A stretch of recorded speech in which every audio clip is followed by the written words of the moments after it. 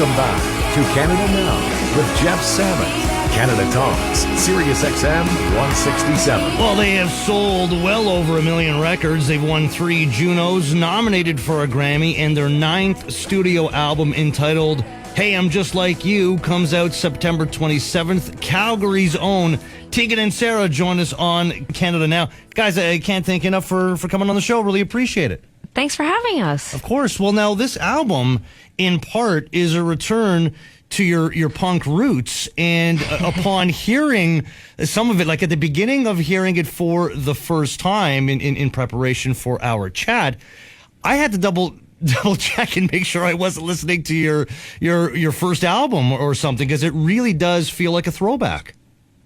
Yeah, I think we found this huge cache of songs that we had written in the 90s that we, in a way were just demos, and as we were working on our memoir High School, it just felt fitting to sort of dive into those songs. And the more that we dug into them, the more I was like, wow, these songs are great. The melodies are strong. The lyrics are visceral. It was, all music written before we were, sort of in the public and living as a rock and roll band, if you will. So we were just writing for ourselves, and there was just something very real about it. So it is a return, I think, to our youth and to some of our earlier times. But I think probably what struck us most is just how universal the message we were writing then was. And, we don't often assign words like visionary or ahead of their times to women. We mainly assign those to men, or men assign it to other men. But we were like, you know what? We were kind of visionaries. We were talking about things well beyond our years and our life experience. And it really resonates. And it just didn't feel like songs we had to let go of. It felt like songs we had to keep going with. So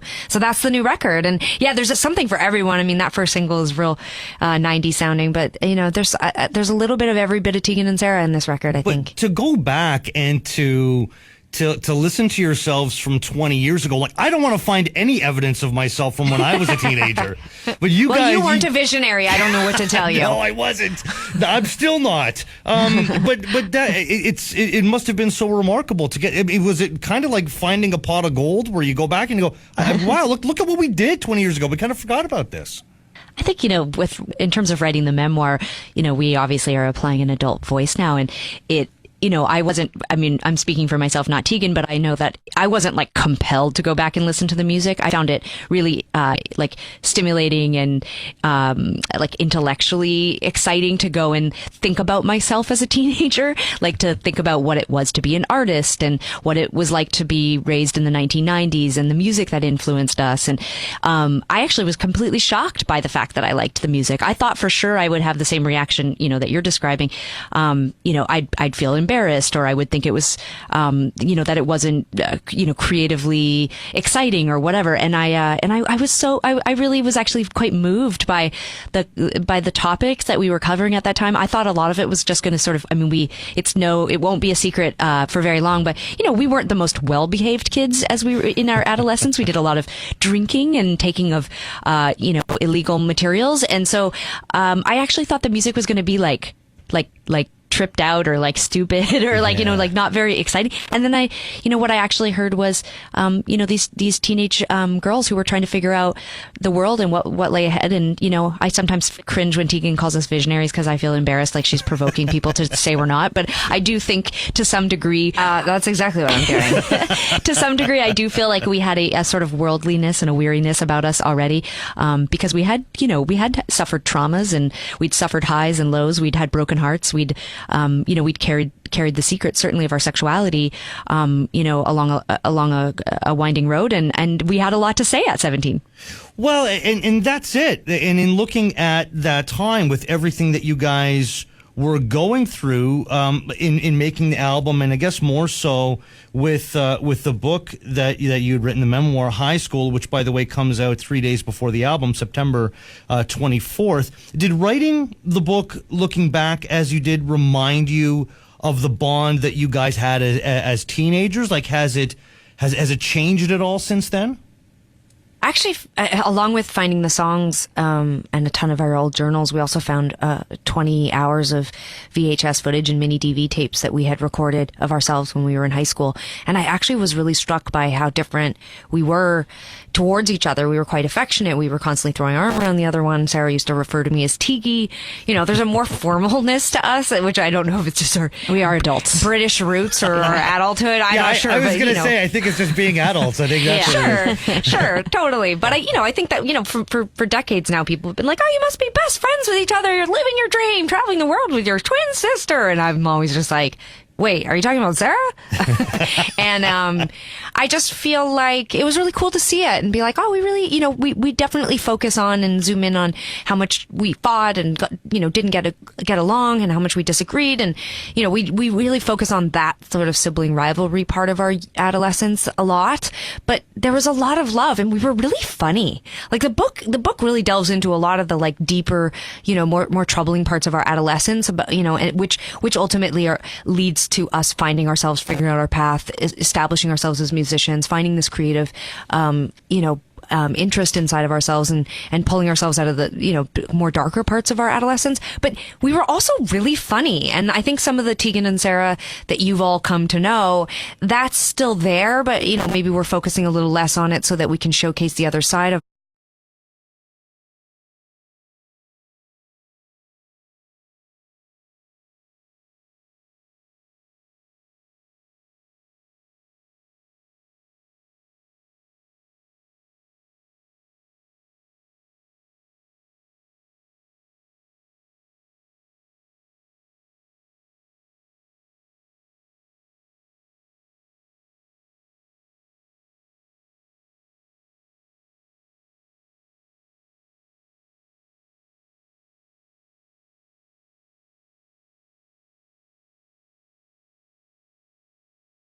us. And I think that was probably the thing that struck me was there had been a lot more to our relationship than just beating the crap out of each other to get the phone or get the guitar from the other's hands. I think there was a lot of love too. I think we really enjoyed each other. Sarah's actually pretty funny. Well, and I'm glad you guys still feel that way. Now, you've always been outspoken. I like her. You've always been outspoken through your art and in your performances. But what was it like to tell your story in this way, in writing a book? I think in a lot of cases, we do lots of great interviews and we talk with, people who are, curious about us and want to know more about us. But I mean, we're really limited by the space or the time that we have. And in writing the book, we were giving ourselves an opportunity to really just take as much space as we needed to tell, I think, a really important story, answer some big questions that people have for us. And I know that for myself, a lot of the feedback I get when I tell people that we wrote about our adolescence, I hear a lot of like, I barely remember high school. All I did was like play video games or like make out with my boyfriend or whatever. I was sort of shocked by how few people in my life, outside of the people I grew up with, how few people saw those years as being important. And I think, for T and I, there is something unique about discovering yourself as an artist and starting a band, or just really starting your career, if you will, when you are a teenager, and then sticking with it. Well, we put ourselves under a lens. We were analytical and we were diving into ourselves to write music. So it stands out as an important time for us. Sure. And it's just like, a lot of people are like, oh, I played football in high school and now I'm an accountant. It's just like, like there's not that through line that we have where we really decided, hey, we started high school as kind of losers and a bit like, sort of like aimless, not quite certain what we wanted to do with our future. And we quite literally were on our way into our career. We were offered a record deal at the end of grade 12. Still losers, but we're still losers, but now we have a path and a soapbox to stand on. Well, if you guys are losers, I have absolutely no hope of getting out of that. But you graduate from high school in 98 and 2000. You go on tour with Neil Young. You signed with his label in 99. The Pretenders. It feels like you just leap out of high school and there you are. You're touring with legends. We're overachievers. There's no doubt about it. Our Wikipedia stands on its own, I think. Like, we're hard on ourselves. I think women in general are really hard on themselves. I think Canadians are pretty hard on themselves too, but I think we definitely focus, again, similar to the way we see ourselves in adolescence. I think a lot of our career has been about, improvement and development, and really, really working hard to prove that we deserve the success that we've achieved. And I think looking back at it, we hit the ground running, and we were on our game very early on. But, it's a tough road. It's a tough road when you're queer and you're women. And there was a lot that was very different in the late 90s, early 2000s. It turns out there wasn't a lot of young gay people in Neil Young's audience. We didn't know that going into the tour. So it's a very cool line item in our history. But it wasn't like we were getting off stage and people were like, Tegan, Sara, Tegan. They were like, Freebird. We were so tiny too, and we didn't have any lights, and so we just kind of looked like, I think we just looked like stagehands. I think they thought that we were like, there was music playing. Neil Young had some kind of Help the Kids Foundation, and they would let us get up there and jam before his set.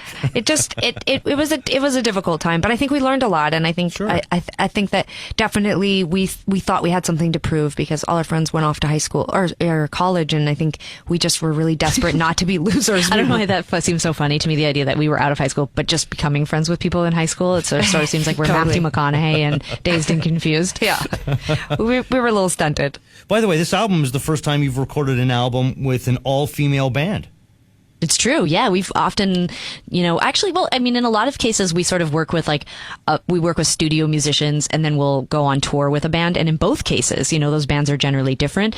But, in both of those scenarios, we often have gravitated toward, session musicians who are men and touring bands, that were male. And I make this joke now. I think it just is that there's a lot of guys off around, when you're like, I need a guitar player, 65 guys line up and go, I can play guitar.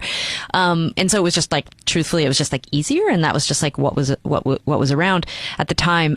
But I also like to say that, it was actually kind of nice at points to be the only girls in the band because we could just make the guys do all the things we didn't want to do, like lift all of our gear and drive the van. And at some point we realized, oh God, we're really playing into this kind of sexist trope. We're these defenseless girls who need all these buff, dudes to carry all of our gear. And what buff dudes worked for us? Okay, they were not buff. They were very skinny and malnourished because we didn't, we were making $5 a gig. But yeah, no, all joking aside, at some point we really did start to talk about equity in the music industry and the sort of disparities between men and women and the lack of visibility for women who were, in technical roles and who were doing the behind the scenes jobs front of house sound or, production manager. And so Tegan and I over the last, handful of albums have really made a, strategic decision to really seek out women in as many roles as we can. And, for many years, we were the only gay people on tour. So now we we are looking to sort of diversify the staff that we surround ourselves by because we want to sort of, we want to be able to talk about these things in the public eye, but also represent them within our own organization. So we're a very diverse group now. Well, yeah, and now you guys can make them, make people do things because you're a really big deal in music. Now it's Exactly. It's not for any other reason. Their memoir, High School, comes out September 24th. Their newest album, Hey, I'm Just Like You, is out on September 27th. Check out TeganandSara.com. Tickets for the North American headline run are on sale now. $1 from every ticket sold on the tour will benefit the Tegan and Sara Foundation. Tegan and Sara, congratulations on all this and all your success to this point. Thank you so much for joining us. Thanks for having us. Of course, thank you.